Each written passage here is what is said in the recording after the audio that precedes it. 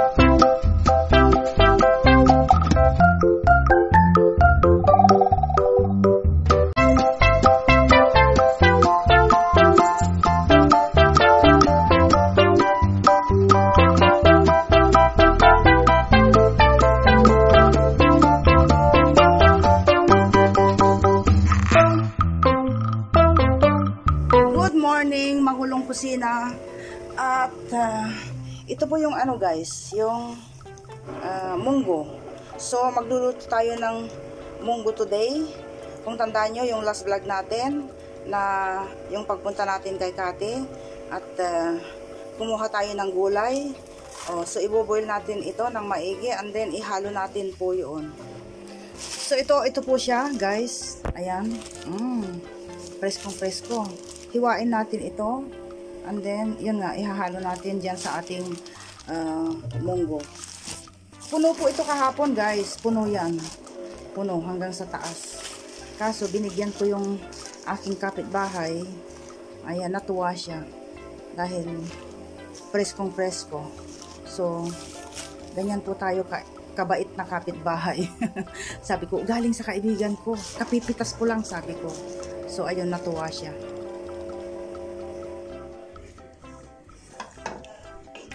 Yan na yung ating munggo guys. Ayan.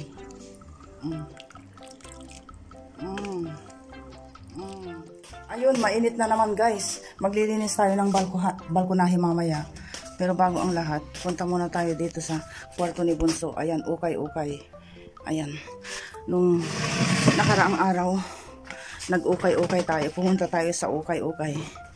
Nakabili tayo ng 4 na piraso. Tapos itong mga ukay-ukay dito. Nagtatanggal ako ng mga damit ni Bunso na naliitan niya guys. Tapos ipamimigay natin. And at the same time, nung pumunta kami kay Kati pala guys, nagbigay din siya ng 3 supot na damit ng mga bata. So paghalu-haluin ko yung maliliit na damit ni Bunso, tapos yung bigay ni Kati para ipamigay natin. Ayan ang dami. Tapos yun nga, nailuto na natin yung yung bigay niyang gulay. Bukas pa sana, kaya lang presko nga, kaya sinamantala ko yung pagka-presko ng gulay na bigay niya. At ayan, ang dami. Ang daming ukay-ukay. At saka nakakaano yung weather ba? Nung isang araw, naghalungkat na ako ng pang-winter. Naitago ko na yung pang-summer. Ngayon na naman, kailangan na naman naming magsuot ng pang-summer. Ayan, nakasando na naman tayo. At maalala ko, oo nga, ang saya ng pagpunta namin kay Kati. Hindi ko na nakuhanan yung pagpunta namin sa taas, pababa, panaog, pababa. Ang laki ng bahay. At,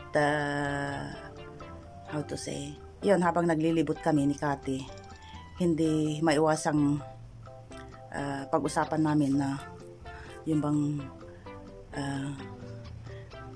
how to say, anong nagagawa ng maraming pera, di ba guys? Oo, lahat magagawa mo pag may pera ka.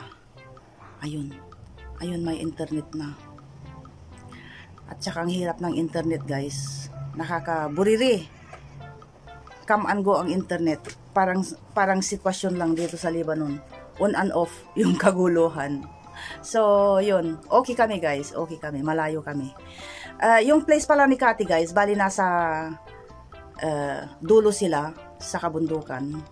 Pero itong sa amin, parang half. malapit kami sa city at the same time malapit din kami sa bundok. So kung magkakagulo man, wag naman sana. Kami ang unang maaapektuhan. Sina Kati, safe sila doon. Pero wala naman. Ganun na lang tayo. Dasal-dasal na lang ang ginagawa ng mga tao. Natatakot na sila, oo. At yun, dapat ganoon. Ganun ang pera sa panahong ito. Dahil malay natin, baka magbumbahan na nga. At wag naman sana. So tapusin natin ito guys. Tapos maikwento ko din, linisin natin sa taas, sa balkonahe guys. Dahil ang dinig ko, sabi ni Habi, may may pupunta daw dito sa bahay. Pero ewan ko kung makapag-video tayo. Dahil yung pupunta sa bahay ay nagmamayari siya ng 3-4 na building dito. Kinausap si Habi nung nakaraang araw, sabing pinapupunta siya doon. Pero iniiwasan ni Habi na pumunta doon dahil tambak nga sa trabaho si Habi. So ang pagkadinig ni Habi ay merong isang project, renovation daw. So hindi na nakapag-antay yung mama. Siya na ang pupunta sa amin. Siya na ang pupunta dito. Sabi ko sa kanya, ikaw kasi, ba't hindi mo pinapansin? Ba't hindi mo pinuntahan? Pupunta siya dito. Sabi kong ganun. Tapos ako ang nahihiya pa. Dahil nga, parang, kilala siya sa area namin. So, ang gagawin natin guys, yung 4 na araw na hindi ko nalinis or 1 linggo na yata, dun sa balkonahe. Dahil nga sunod-sunod yung yung ulan. So, yung mga aparatos ko doon, up and down. So, tapusin natin dito and then maglinis tayo sa taas at isasama ko kayo. Matagal ding hindi tayo nakapunta sa balkonahe. At, ay as in talagang mainit guys. Yan, mix-mix na ang aking sinasabi. Maraming sumisiksik sa utak ko na gagawin. Ito, ang dami. Ewan ko kung matatapos ko. Tapos, anyway, may pagkain na tayo. At, tara na. Wala nang masyadong dada. Maraming dada para makatapos tayo. Ayan, ang dami oh. At i-organize ko yung mga bigay ni Kati. Ang dami, 3 supot yun. Tapos yung mga maliliit na damit ni Bunso din, paghaluin ko. Tapos ihahatid ko doon. Oo, sa pagbibigyan natin guys. Damit ng mga bata. Sayang din. Ayan. Oh. At yun na nga. Sa dami ng trabaho ko guys. Tapos ako yung nag-iisa lang. Kung minsan sabi ko kay Lucky, Lucky, come help me. Para akong loka-loka ba.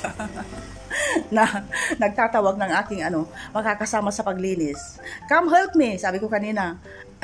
Dahil hindi ko alam ang uunahin ko. Come help me, sabi ko ganun.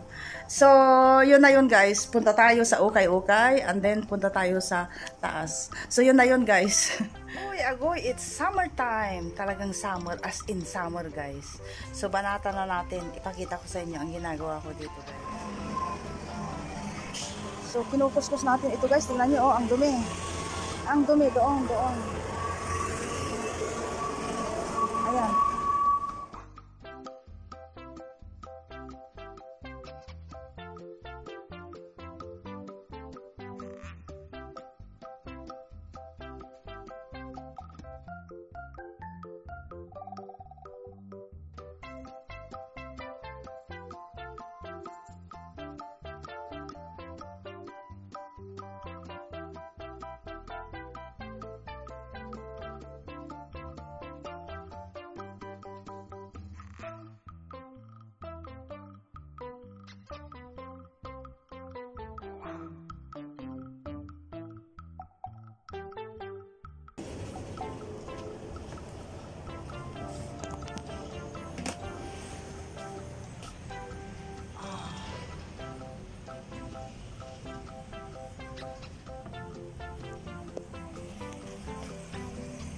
Nakita nyo guys, talagang summer na summer.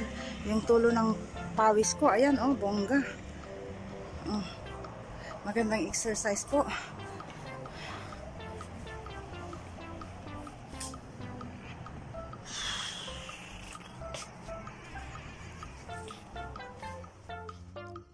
Ayan, bumalik ang dating sigla ng aking maruming balkonahe.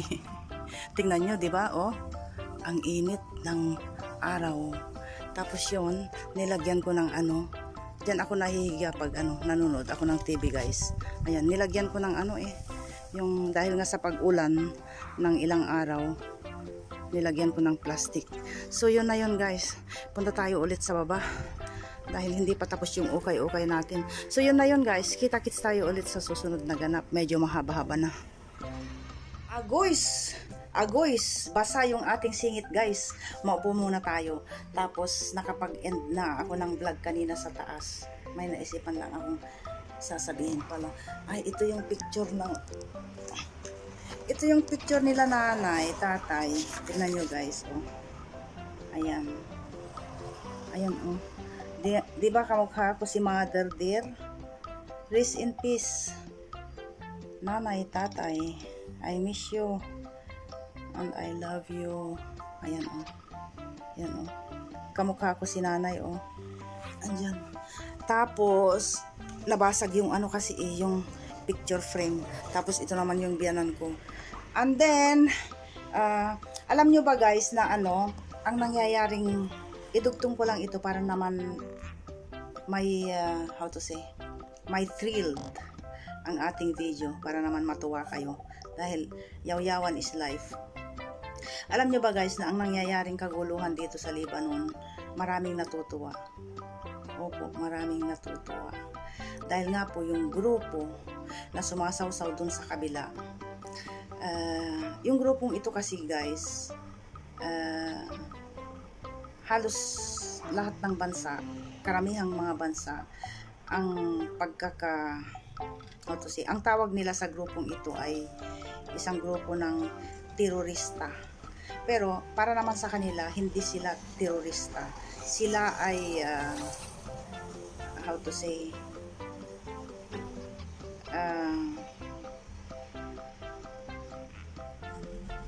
pumoprotekta sa mga inaapi, parang ganun ba? Yun na yun. At gaya nga ng sabi ko, maraming natutuwa na mga tao dito dahil gusto nilang kung magtuloy-tuloy po yung ano, yung kaguluhan. At yung ibang bansa na tumitira din dito dahil nga nakikisaw-saw siya, di ba? Tapos pag nagkainitan, sino ang tutudasin, sino ang lulusubin ng mga kalaban? Sila, yung mga grupo dito. At karamihang mga tao dito ay gusto nilang mapatumba ang grupong ito. Dahil ang grupong ito guys, siya ang kumukontrol sa pamumuhay ng tao. Sila ang may hawak ng Lebanon. Karamihang mga tao dito, hindi normal yung pamumuhay nila dahil nga sakal sila dahil sa grupong ito. Dahil sila ang may hawak ng mga how to say, yung mga, anong tawag doon? Yung mga sandata na nakakatakot. Oo. Yun nga sabi ko guys, karamihang mga bansa, ang tawag sa kanila ay mga terorista. Pero, ang tawag nila ay, sa kanilang sarili ay, sila lang yung mga taong matulungin at dumidepensa sa mga inaapi. Ganun yun guys. At, so, yun na yun guys. Kita-kits tayo ulit sa susunod na ganap. So, yun na yun guys.